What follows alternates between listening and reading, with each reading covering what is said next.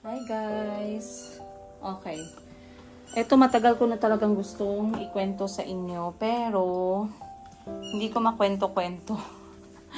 Hindi ko siya makwento-kwento kasi it's quite a very, para siyang broad, sobrang broad na topic. Ito yung about sa hyperthyroidism. So, I'm going to share with you guys kung ano lang yung alam ko about hyperthyroidism, ha. Wala akong masyadong sabihin na natin mga tawag nito, scientific word, mga medical terms and vocabs na i-share sa inyo. Pero, this is just something na naintindihan ko lang talaga sa sakit ko. So, basically, maayong udto sa inyong lahat guys. It's 12:09 and today is Monday. Pumasok sa school yung mga bata. But, they did not stay long. Kasi nga, si Chico wala naman siyang pasok ngayon. Si Calvin naman hanggang 10:30 lang. Ayan, hanggang 10:30 lang si Calvin. So, hindi na muna ako umalis ng bahay. Kasi, yun nga, gusto ko munang mag-reset. Lalo na sa negosyo, no? But, anyway, I got a lot of engagement sa mga post ko lately and reels and short videos about sa hyperthyroidism. So, if you have any other comment about sa sakit na hyperthyroidism, feel free to share them down below. Kasi I believe this sickness is actually very broad or napakalawak niya guys, no? Ang dami niyang pwedeng simptomas, ang dami niyang pwedeng signs, ang dami niyang pwedeng gamot, ang dami niyang pwedeng treatment process. So, sobrang dami. Pero yung akin, i-share ko sa inyo is yung base lang sa akin din. Para lang maintindihan lang din ng iba yung sakit na hyperthyroidism from my point of view. Okay? So, hyperthyroidism is basically a sickness sa ating thyroid gland which is nandito sa lieg natin. Meron tayong thyroid gland dito. From the word hyper, it means mabilis. Okay? Mabilis ang paggawa niya ng mga hormones. Hindi siya normal. So, meron tayong tinatawag na normal speed para sa pag-release ng hormones natin. Okay? Yung akin is hyper, then merong iba na hypo sila. But I'm talking about hyper today. So, from the word hyper, meaning mabilis yung pag-release ng hormones. Pag mabilis yung pag-release ng hormones, apektado lahat yung takbo ng iyong mga organs.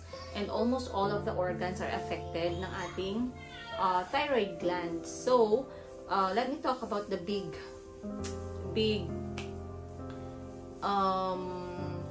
mga malaking nangyayari sa katawan natin, no? Sorry, minsan na-block out tayo sa words, but it involves how our bones are going to be kapag ka-hyper tayo. Minsan, madali pong sumasakit yung mga buto-buto kapag ka-hyper. Okay? Ikalawa, mabilis yung pagtibok ng puso, palpitation. Ikatatlo, mabilis yung pag-digest ng pagkain. So, yung metabolism ay sobrang bilis. Alright? Then, there's a lot of other things din na nangyayari pag hyper ka. So, basically, hindi ko naman talaga nalaman, guys, na ako ay hyperthyroidism patient since 2 years ago. Almost 2 years na ata. And, I believe it has started nung nasa Uganda pa ako. Kasi sa Uganda, I lost a lot of weight. So, umabot sa point ay 40 kilograms. 40, 41, 42. So, sobrang baba talaga na weight ko that time. At first, hindi ko pa maintindihan, guys, no? That was a year before I left Uganda. Kasi malakas naman akong kumain. Wala naman tayong oras ng kain. Kompleto naman.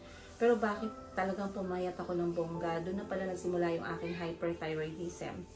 Okay? So, basically, it could be from too much stress. It could be also from, pwede din siya na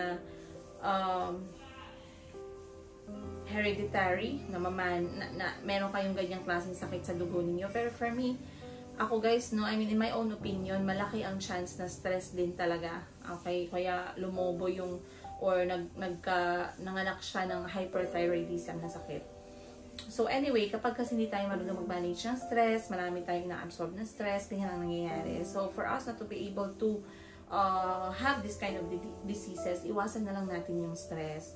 So ngayon, I lost a lot of weight hanggang makabalik kami dito sa Pilipinas. I was still around 42 kilograms during that time. Sobrang payat na payat ko talaga.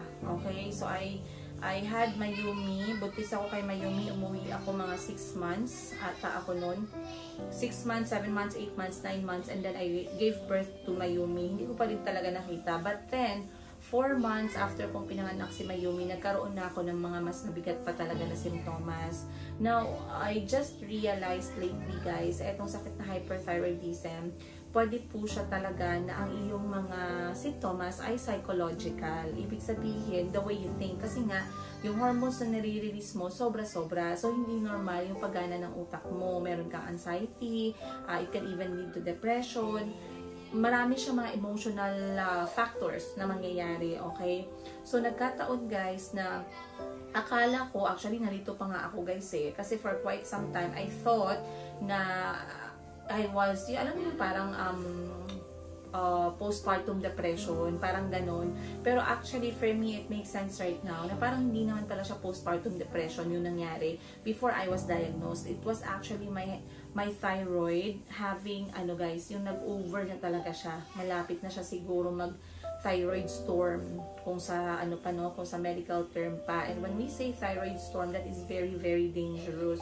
So, sobrang delikado po niyan talaga. Kasi yung mga time na yon bago ako nagpa-check up, I do remember guys, na halos isang buwan, iba yung ugali ko. I get so irritated very fast.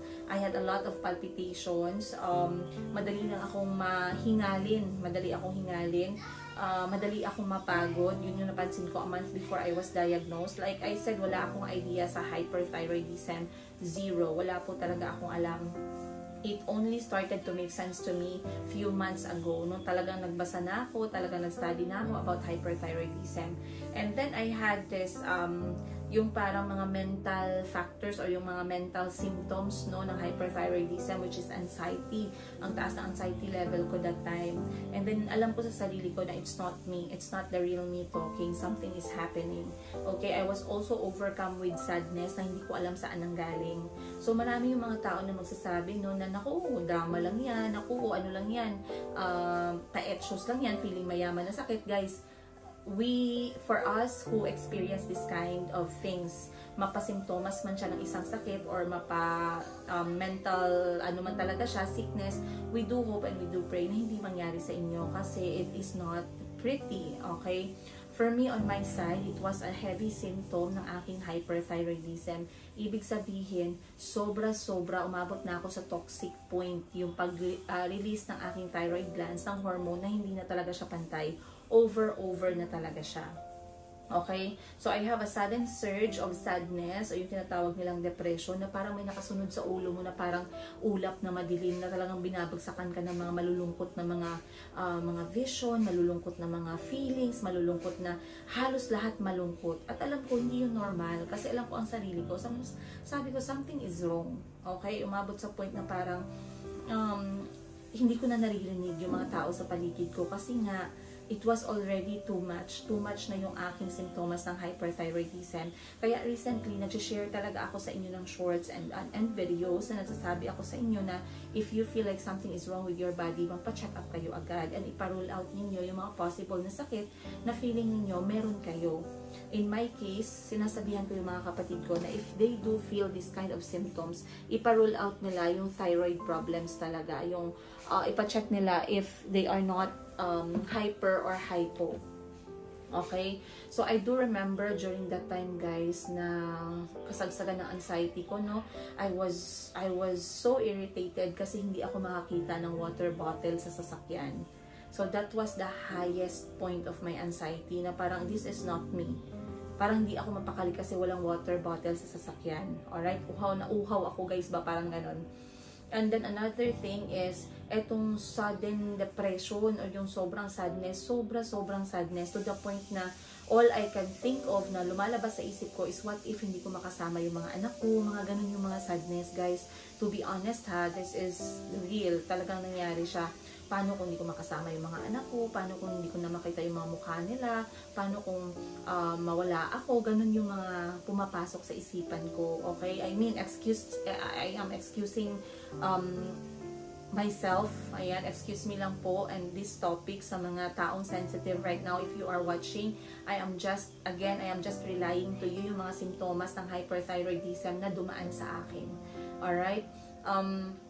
It could be very sensitive, so please, if you are watching this or your daughter or son is watching this, please make sure na they are guided, okay? So ngayon, grabe yung sadness talaga guys, hindi talaga siya normal. At kapag na-overcome ako ng sadness, hindi ko naririnig yung mga tao sa paligid ko. So it was not really, it was not okay until such time na talagang humingi na ako ng tulong kay Madam Ten Gibbs. Nakipag-usap ako sa kanya, sabi ko, I'm not okay, something is wrong, sabi kong ganun. I am not feeling myself, gumanon ako.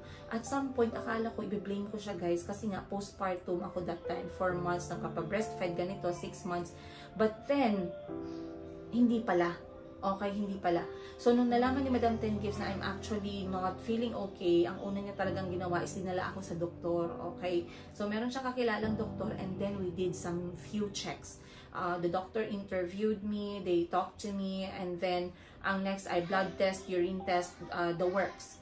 When my blood test came, they automatically saw that my hormone, my thyroid glands are not making the right hormones. It was over, it was hyper, it was too much to the point na tinawag na ng doktor na it was already in the toxic mode. Okay? So, nung time na yon, the doctor was telling me to manage muna the symptoms while they are trying to confirm kung ano ba talaga yung aking sakit. So, minamanage muna yung symptoms. So, isa nga pala sa symptoms na naramdaman ko is I was having trouble na makatulog. That was before I was diagnosed. Sobra ako nahirapan matulog talaga to the point na 4 AM guys, gising pa ako. Yung talagang walang antok na nararamdaman.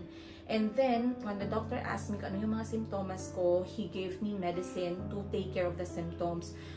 Put me to sleep, calm my heart palpitations, totally yung pampakalma talaga siya guys. Pampakalma, pampatulog, ganun. Of course, I was not comfortable of taking those medicines kasi knowing myself, hindi po talaga ako palagamot na tao. I'm not taking a lot of medicines in my life and I don't want to take medicines talaga, but because I had to manage the symptoms, I did. Pero I knew it was not healthy for me to take those medicines. So I was not really okay na madaming gamot akong tinitake. So I continued with the treatment. Ngayon, nung nakita nga na hindi napantay yung aking hormones, yung paggawa ng aking hormones, aking thyroid gland, we focused there. Ngayon, ang ate ko guys, she's also hyperthyroidism, yung ikalawa kong ate. And when she saw the result of my lab, my blood test, nagsabi siya sa akin na, let's go and see the endocrinologist or yung doktor na specialista para sa thyroid. Okay. So, ngayon guys, sinabihan ako ng kapatid ko na to see the endocrinologist. Sorry, lagi ko nakakalimutan. And dito sa amin sa Jensen, meron kami magaling talaga na thyroid doctors. Ayun. So, etong ate ko kasi, I believe she's been seeing her doctor and she's on maintenance for almost like 8 years na, no? So, for her, mas maaga siya nakitaan ng hyperthyroidism and then I followed. Hindi ko lang alam kung nasa dugo ba talaga namin or because it was just triggered with stress, no? Alam niyo naman yung nangyari sa buhay ko. That's why I am very, very careful with absorbing stress kasi hindi ko siya deserve. Hindi ko siya deserve ng mga anak ko. At yeah, I believe that stress can kill, by the way. So if people are stressed, let them stress. If other people are, are inviting stress or manifesting stress sa buhay nila, let them. Kasi these days, stress is something else, you guys. It can make you drop dead talaga. Ganun kagrabe yung stress ngayon. Kaya careful talaga tayo pagdating sa stress. So, I do remember guys, I took the medicine, I think parang mga 1 month ko siyang tinake. Kasi nga, sabi ko, it's just to manage the symptoms, no? But then, I was not comfortable of taking those medicines. So, I listened to my sister at pumunta kami sa specialist mismo ng thyroid. But before that, I also visited yung local na manghihilot. Kasi, my sister was also advising na baka meron na kaming, alam niyo yung tinatawag, hindi ko alam sa inyo kung sa lugar ninyo kung meron kayo nito ha, but dito sa lugar namin, dito sa lugar ng Mindanao, meron kaming tinatawag na traditional hilot na masasabi nila pagbughat or postpartum or something na pwedeng tanggalin sa tiyan, like hihilutin yung tiyan mo, meron siyang hangin, meron siyang kailangan matanggal, ganon. So, I would like to go there, by the way, and visit kasi naging maintenance na din namin magkakapatid to na gawin to, no, every 6 months. So, I believe I'm going there soon para magpahilot ulit kay nanay. Isasama ko ulit kayo. But then, I did that one and it really helped a lot. By the way, I felt a lot better after the traditional hilot. I also took some herbal medicine na galing sa ugat ng isang halaman. And it really helped me, by the way, that one. I mean, excuse me, and disclaimer sa lahat ng hindi naniniwala sa kanyang klaseng tawag na to, treatment, but for me, it helped me a lot better. I believe yung ininom ko na ugat ng isang halaman ay talagang napakaganda ang pakiramdam ko after taking that, lalo na sa sikmura at saka sa tulog at saka sa kain ko, guys. It was a very good decision on my part at natuwa din yung family ko. And yeah, after that, after taking that medicine, guys, after ko nagpahilot kay nanay, ang ginawa ni nanay actually, parang mga 10 minutes lang, hinilot niya lang yung tiyan ko and ginaganon niya, tinatanggal niya yung parang hangin na namuo sa tiyan ko na parang aakyat na siya, guys. Parang aakyat na siya sa chest area. Okay? Ang sabi ng mga matatanda ay hangin daw yan na talagang pwedeng umakyat at papasok sa ating mga utak, and it will actually cause us something more serious. So during that time, I've never felt yung ganong klaseng pain. Sobrang painful talaga, guys, yung na-experience ko that time. Nung parang sa Bisaya is kuot, kinukuot, hindi ko alam. Yung kinukuha ni nanay yung hangin using some massage technique, no? So after that, I believe 2 days, 3 days, guys, sobrang gutom ko talaga at sobrang antok na naramdaman ko. Kaya after that traditional hilot, tinigil ko agad yung mga gamot na binigay sa akin ng doktor. Again, mind you, during that time, I had the impression na yung sakit ko ay parang postpartum, bughat, parang ganun. It had a lot of symptoms din na nagtuturo sa hyperthyroidism. So, I'm actually confused. Pero whatever it is, I'm happy to say na all of them helped and I felt a lot better after that, no? So, I stopped all the medicines that was given to me, pampatulog, pampakalma, para sa palpitation ng heart. I felt amazing after nung traditional hilot. And then, I started seeing the endocrinologist. So, the endocrinologist saw the report ng blood test ko and she confirmed to me ang aking sakit na hyperthyroidism, and I was already producing a lot of glands na it was already going to the toxic part. And I believe kung hindi ko naagapan, guys, ako'y pupunta sa thyroid storm. And when you say thyroid storm, mas lalo kang maraming sintomas na mararamdaman. Yung buto mo pagod na, konting galaw mo lang, masakit, konting galaw mo lang, pagod ka na. Yung heart mo laging nagpapalpitate, lagi kang namamanaay, nagsisweat, ano pa ba, yung ano pa pang mga madaming hindi ka makatulog. Basta connected na siya, marami kang mararamdaman ng mga sintomas na very heavy na. So, naagapan yung aking hyperthyroidism, long story short. But that time, bago ko pa na-meet yung aking specialist na doctor for my thyroid, I was already having good sleep, I was already eating enough, I was already not having anxiety, wala na rin yung aking sadness or yung depression. But then, I believe kung hindi din dahil sa agapang paggamot sa hyperthyroidism ko, hindi din titigil yung mga simptomas na yon. Kasi hyperthyroidism will give you those kinds of symptoms as well. So, nagsimula akong bigyan ng doktor ko ng gamot. At first, this is now the 2nd year, guys. And at first, lagi kong kinikita yung doktor ko. Every month, lagi ako nag-update sa kanya kasi pinapabalik niya ako. And the good thing is, etong doktor ko na to, guys, she is not a doctor na mahilig magbigay ng gamot, mahilig mag-schedule ng appointment na magkita kayo. Hindi siya ganong klaseng doktor. As much as she, kapag nagbigay siya ng gamot, she would like to check muna kung ano yung effect nun sa katawan mo after a month. Pag nakita niya na after a month at nakita niya nag-work, gagawin niyang 2 months yun. Okay, yung gamutan mo, gagawin niyang 2 months. Pag nakita niya ulit na maganda ulit yung resulta, gagawin niyang 3 months. Hindi siya katulad ng ibang doktor na every week, every 2 weeks, pababalikin ka. So, I really love my doctor. At sa mga nagtatanong, guys, na malapit sa Jensen at naghahanap kayo ng hyperthyroidism or thyroid doctor, yung endocrinologist, please visit the Yap Clinic. Hindi po ito sponsored video, hindi po ako bayad, but I am just very happy with my doctor.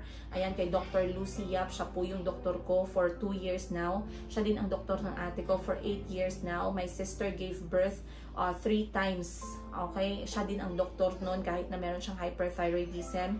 Kasi somehow hyperthyroidism can affect your yung pagbubuntis mo, yung panganganak mo. So it's a very sensitive thing. You need to have a really good doctor kapag mag-decide ka na magbuntis ka while suffering from hyperthyroidism. So, the doctor gave me, ito lang yung gamot na naalala ko guys na binigay sa akin ng doktor ever since na nagkita talaga kami. It's the Tapdin at saka yung atenolol. So, si atenolol guys is for the heart palpitation. In case na magpalpitate yung puso ko, kailangan ko mag-take ng atenolol. So, meron akong atenolol sa bag ko, meron din sa kotse ko. Okay? Si atenolol, kailangan niya lagi ng, I believe kailangan niya ng reseta ng doktor. And si Tapdin naman, si Tapdin ay hindi kailangan ng reseta ng doktor. Tapdin is to manage the thyroid gland, yung hormone na i-release niya. For 2 years, guys, I have been going back to see the doctor every 3 months for, I think, half of the year, like 6 months. Lagi akong bumabalik like every month. And then it became 2 months. And then it became 3 months. So right now, I saw my doctor 3 months last time. Pero this time, sa next ko na schedule, pinapabalik ako ni Doc this December or January, 2 months. Kasi siguro nakita niya yung result ng aking blood test. So, what do I do? Other than the medicine na tinitake ko, ano yung ginagawa ko every time na nagpapa-check up? Of course, unang-una, blood test. Blood test is to see, to check your thyroid gland, kung ano yung hormones, ano yung level ng hormones na ginagawa. If nag-overproduce ka, nag-underproduce ka, there are a lot of terminologies, guys, no, na hindi ko kasi dala yung aking health record. Merong madaming terminologies, no, na kailangan i-check dito sa thyroid natin. And kapag minimit ko yung doctor ko, I just make sure I carry my lab result kasi dun siya titingin ng resulta. And kapag chinek up naman ako ng doktor, una niyang gagawin is to listen to my heart. Ayan, listen to my heart. And then i-check ni Doc yung mata ko. And then i-check niya yung aking kamay. Pinapaganito ako ni Doc dalawa. And then chinecheck niya yung aking neck. Okay, ganun lagi yung ginagawa niya for 2 years now. And also, binibigyan ako lagi ni Doc ng gamot pag nagkikita kami. I am taking half tablet of 5 milligrams na Tapdin every single day. Hindi ko siya pwedeng ma-miss. And for those of you who are suffering hyperthyroidism, huwag niyo pong i-miss yung gamot ninyo. That's very, very important. I know, ako din, I took it lightly before. Sabi ko, okay lang yan. Wala naman yan, gamot lang yan. Okay lang yan, isa lang naman, 2 gabi lang, 3 gabi lang. But you will never get better if you don't take your medicine. And hyperthyroidism can be cured. Okay? Merong iba na nag-stop na sila mag-take ng medicine for the meantime, pero nag-check pa din sila sa doktor to make sure na talagang okay na sila. So don't get scared if you have hyperthyroidism and if you feel like you have hyperthyroidism. It can be cured. Pumunta kayo sa doktor ninyo, makinig kayo sa advice ng doktor, inumin niyo yung gamot ninyo, iwasan niyo yung mga bawal. So, unang-una sasabihin ng doktor, bawal ka mag-stress, bawal ka mag-over-exercise, yung mga intense exercise, bawal ka uminom ng kape, bawal ako uminom ng mga soda, coffee, mga vices in short, no? Of course, you have to add there the healthier diet, nasasabihin ng doktor. And of course, yung weight, kailangan ko bantayan. So right now, I am 60 kilograms. By the way, guys, ang bilis kong tumaba lately. Alam niyo kung bakit? It's a good news, but it's also a bad news. A good news kasi, my result for the latest blood test shows that I am almost catching up to the normal performance ng thyroid gland, yung paggawa ng hormone. Malapit na siya maging okay. So that's good news, you guys, after 2 years of treatment. The thing that is not okay is because I am now on the normal side, ang aking thyroid gland, medyo magno-normal na siya very soon, inshallah. Hindi pa siya normal ngayon, pero malapit na. my metabolism is also normal like other people. Ibig sabihin, pag kumain ako, mabilis na akong tataba. Hindi na katulad dati na pag kumain ako, grabe, ang bilis ng metabolism ko na never akong tumataba. Kahit ang bilis, ang dami kong kumain, guys. So ngayon nakita ninyo, kahit hindi ako masyadong kumakain, tumaba po talaga ako up to 60 kg. So the doctor warned me that if you are obese, ayan, hindi ako nasaktan doon kasi that's the truth. Dapat pag 4'11 lang yung height mo, which is ako 4'11 lang, dapat yung weight ko nasa 48 lang, okay? And I'm now on 60, so I have to lose 12 kg. Kasi the doctor had to say this. I know it's a cliche, alam ko narinig nyo na to, pero it is real. A lot of diseases comes out kapag ikaw ay mataba, alright? Maraming sakit yung lumalabas kapag ikaw ay overweight. Maraming sakit ang lalabas kapag ikaw ay obese. So on the health side, it's always good na yung ating bigat ay tugma sa ating height. At also, let's always try to choose na healthier yung ating lifestyle. Hindi naman kailangan super health freak, no? Pero healthier lifestyle, healthier food, iwasan natin yung mga junk, iwasan natin yung mga process, mag-exercise naman tayo pa konti-konti, mga ganon. Hindi naman talaga dapat gawin mo to, dapat gawin mo yan, no? Kasi nga, ngayon, iba na talaga guys yung sakit. Yung mga sakit ngayon, computerized na. Mga sakit ngayon guys, nag-level up na sila. Okay? So, that's what I was trying to tell you. Hindi ko lang alam kung na-share ko na sa inyo lahat or hindi pa. If you're asking me how much is my doctor's check-up every time, it's 1,000 guys. Sa doctor's fee ko pa lang yan, 1,000. And then yung aking blood test ay 2,000 pesos. That's already 3,000 in all. Ang gamot ko ay nasa 500 pesos every time na bumabalik ako kay doc. So, umaabot din 3,500 yung gamutan ko. At ngayon, almost 2 years ko na siyang ginagawa. Maraming nagsasabi no, na merong mga mata na lumalabas. Sa akin naman so far, malaki na talaga yung mata ko guys. Pero hindi naman siya umabot na lumalabas. Kasi hindi naman ako sinasabihan ng doc na affected yung mata ko. Ano pa ba? Ang gastos ko, yung bawal, ano yung aking diagnosis, paano ko nalaman, ano yung aking simptomas. I think na-share ko na sa inyo lahat, no? How do I deal with it? I deal with it like, you know, hindi ko naman talaga siya iniisip. Pero I keep in mind na talagang importante na mag-take ako ng gamot. And always drink your water. So, kung may choices ka naman between water and soda, piliin mo na lang tubig. Kasi mura na, healthy pa, o diba? So, if merong nagtatanong sa akin guys, no? Madam, delikado ba talaga? Actually guys, itong hyperthyroidism, delikado talaga to siya na sakit. Hindi natin makakailayan kahit na mag-research kayo. Ang sakit na to ay talagang delikado, lalo na pag hindi nyo naagapan. Lalo na pag hindi niyo nakita agad. Okay? I am not telling you this para maparanoid kayo. I'm telling you this para hindi tayo maging in denial sa mga simptomas. And it doesn't mean na meron kayong simptomas na, kasi ako iba yung simptomas ko, yung iba-iba din yung simptomas nila. Merong iba na sumasakit daw yung likod nila, merong iba na ganito daw yung nararamdaman nila. Like I said, it's a very broad disease.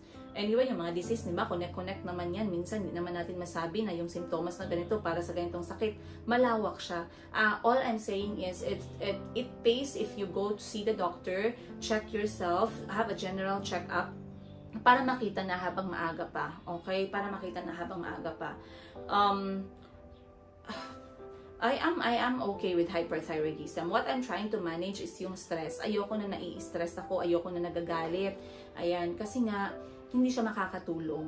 Okay? It will not help. So, may nagsabi sa akin, Madam, pwede ba akong mamatay? Yung pag hinayaan mo siya, maraming cases talaga na namamatay sila kasi hinayaan. Maraming cases na namamatay sila kasi, tawag nito, hindi nila na-diagnose, pa-diagnose agad. Hindi sila nakagamot agad. Okay? Merong iba na talagang nagkaroon ng thyroid storm na umabot na siya sa mas malubhang sakit. Meron na siyang comatose, meron na siyang heart failure, mga ganun na. Yes, that is very, very true, you guys. Huwag nating i-deny. At kahit itingnan nyo pa yan sa online, ganun din ang makikita ninyo. So, huwag ninyong hayaan. Okay? And another thing, kapag ikaw ay na-target ng hyperthyroidism at mental, yung mga symptoms mo, or psychological yung simptomas mo, pwede kang mawala sa sarili mo. Okay? Kasi hindi mo alam na yun pala yung reason. Bakit ako, grabe, inuulan ako ng depression? Bakit ako nag-anxiety? Bakit ako nagigising alas 3, nagpapalpitate yung puso ko? Tapos hindi mo alam na dapat magpa-check up ka pala kasi may hyperthyroidism ka na pala. Lumala ng lumala. Syempre kapag psychological yung simptomas natin, posible talaga na mawalan ka ng bait. Okay, so I would really love to share more about my hyperthyroidism journey. Kaya gumagawa po talaga ako ng mga kwento-kwento, mga shorts, educating people about this kind of disease. I'm still learning, guys. Hindi ko pa alam lahat about hyperthyroidism. I'm still learning myself. I'm still learning my disease. I'm still learning kung paano ko siya i-treat. I'm still learning the whole thing. Iniintindi ko pa yung buong sakit na hyperthyroidism. So if you did not understand or meron nawala kayo somewhere in this video, try to read about it or research. Wala namang mawawala. Okay? Let's have a very good conversation underneath this content. Tingnan natin yung mga sasabihin ng iba na naka-struggle ng ganitong klaseng sakit, how they cope up, how they found out it's hyperthyroidism, what are the symptoms. Sa mga namatayan o nawala ng mahal sa buhay dahil sa ganitong sakit, our heart prays with you. Ayan, I don't have any idea how you guys feel, but like I said, gawin lang natin yung best natin para sa sarili natin, and let's try to check ourselves from time to time. Alam ko minsan mahirap, alam ko minsan in denial tayo kasi takot tayo, no? Pero it's better na malaman natin early kaysa sa late. Okay? So again guys, this whole episode is about hyperthyroidism journey and treatment ko, yung history ko sa hyperthyroidism. Sana ay may natutunan kayo, and let me know down below what you think. If you have any more questions or meron pa kayong gustong episode na gawin ko about hyperthyroidism, please feel free to comment them down below. Ayun. So yun lang guys, I'm going to shut down na ngayong oras kasi I just wanted to make this content kasi na-over-delayed na ako sa content na to. A lot of people are already asking me for this one. So once again, maraming salamat po. Much love, Princess Higa. I'll see you on the next one. Ay wait, nga pala guys, bago ko makalimutan, nagsimula na naman po ang ating kwento-kwento na mini vlog voiceover sa aking Facebook page na Tindera sa Africa. If you can visit my page, ito po siya. Nagsimula na po ako mag-share ng mga journey ko dyan via mini vlog voiceover. Around 5 minutes, 4 minutes, 7 minutes, ganun lang siya kahaba. So, mga ko lang yan guys, no? Mga thoughts ko lang yan ng mga behind the scenes na mga videos na random na kinukuha ko sa mga ganap-ganap sa buhay ko. So, I guess I'll see you guys. Maraming salamat once again. Much love. Princess Higa. Bye!